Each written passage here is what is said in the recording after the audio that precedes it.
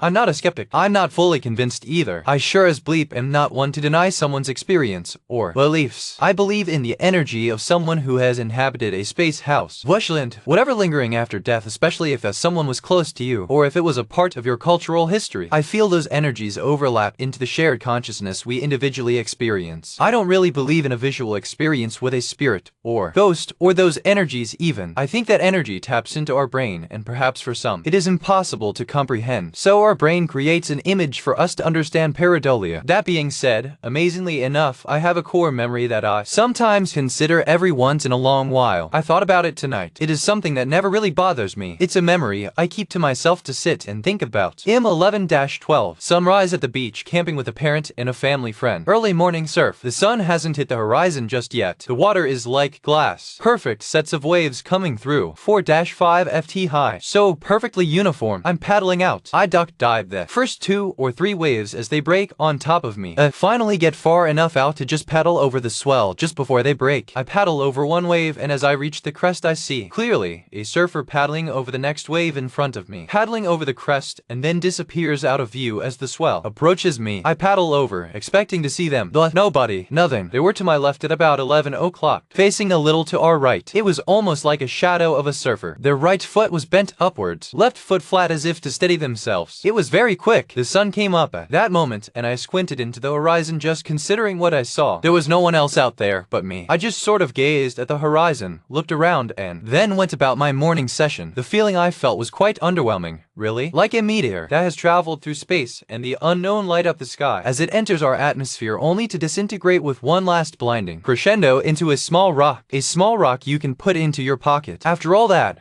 I don't know what to think of that morning. I feel as if that meteor burned a hole in my pocket and fell through my jeans into my shoe. It's stuck inside my shoe. I can't get it out, but it is small enough to wedge it between my toes, so it's just bearable for now. I can ignore it until I forget or get too tired to clench my toes together to hold it in place. Thanks, that was nice to get that out. Only one person knows about this story, and they have most likely forgotten about it.